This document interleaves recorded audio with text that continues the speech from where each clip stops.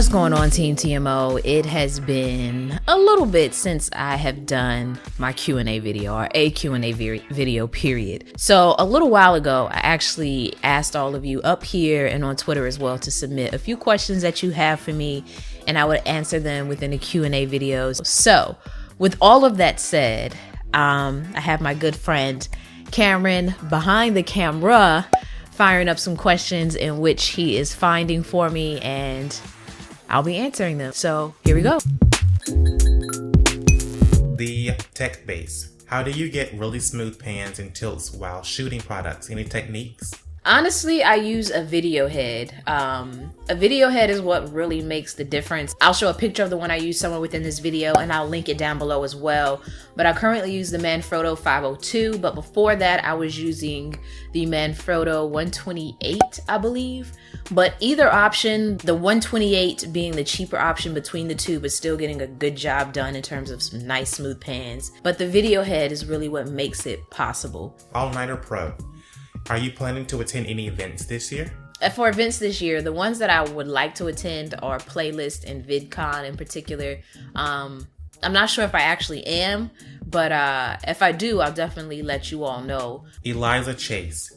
Do you prefer to review hardware or software? I think I prefer to review hardware. I like reviewing actual electronic devices versus just software, which was honestly kind of like one of the things that has transitioned on my channel. Like more so in the beginning, I did a lot of software related videos in terms of jailbreaks or tips and tricks and theming and all of that stuff.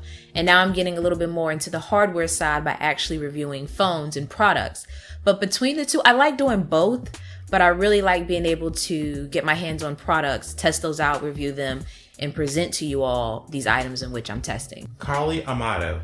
What defines a good gadget, and which tech trends do you think will take the world by storm 2017?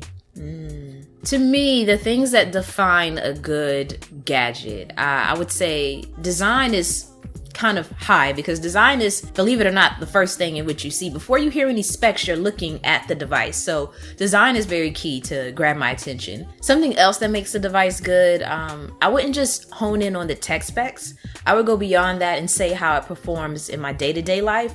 So even per se, if the specs weren't as great as you would think they should be, if it does what I need it to do and it does it effectively, then that's what matters the most to me. A Glad Heart. If you could spend an hour with anyone, who would that person be? Cameron. My hour would have to be spent with Cameron. So I would never, right. Dawson the Boston. What are your favorite tech items to collect and or receive? I don't know. I like really unique items. I like items that, you don't see every day. Items that you do see every day, and companies have taken and put a spin on how the item works so that it's not your average, portable speaker or not your average portable charger. There's something unique about that specific one. I like when companies do that. Type of products that I like to review the most, those that are unique, such as one that I have coming up. But nonetheless, you're definitely going to want to subscribe to the channel if you have not already, because this one item that is coming up it's pretty nice. I genuinely am blown away off of this item. So yeah, you got to see it. Aston Bryan. Do you prefer iPhone or Samsung? I actually, between the two devices, prefer iPhone. I prefer iPhone primarily because of the ecosystem. I love the fact that I can customize my Android and add widgets and make my phone feel new when it starts to feel old. But it's something about that ecosystem on Apple that always just makes me boomerang back anytime I stray away. So the ecosystem on an iPhone is what pretty much keeps it as my daily driver for the most part. Next question. Who are you? That's not the question. That's just their YouTube name.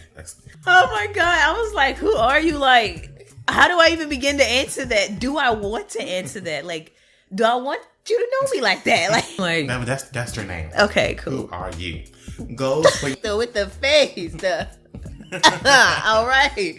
Okay. Go ahead. Next question. Goals for your channel this year. Goals for my channel this year. I've already accomplished one, which is reach 100K. So I also want to get some merchandise out. I got some t-shirts. I know I've been talking about them, but I have some t-shirts in the making. So I definitely want to get that out. Another goal I also have is that I want to up the production game. I want to make my audio better, my video better, and just all around become a better content creator. Hidini Nakushana. Any advice to upcoming YouTubers? There are a lot of things that I could tell you all about being a content creator, things that you want to remember. And this is, to me, the most important, and one that I have to remind myself daily is stay relentless. I cannot advocate that enough. And the reason that I say that is because, especially with YouTube and just social media being on the rise, and more people wanting to, be the next big star or being the next big thing, you got a lot of competition out there. Well, not even say competition, but you got a lot of people out there doing what you want to do as well. Sometimes it can be discouraging not to get the feedback in which you want, especially when you put hours upon hours into a video and everything like that.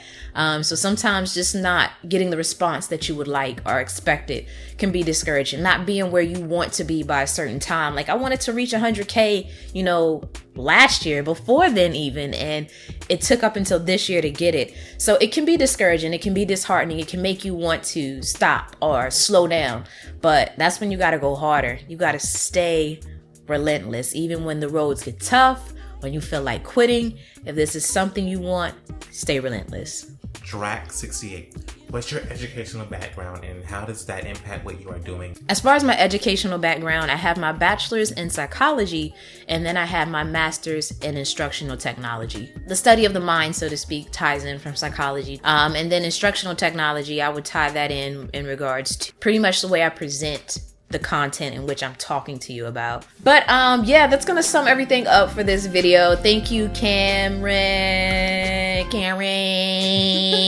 for firing these questions off for me. But if your question didn't get answered in this video, go ahead and drop it down below for me with the hashtag AskTMO if you happen to ask it on Twitter. That way I know it's a question for this. Like I said earlier, if you want to see more Q&A videos, go ahead and hit that like button and let me know down below in the comment section. That way I can create more videos like this one. But as always, thanks for taking the time out to let me tech you out. I wish y'all could see him over here.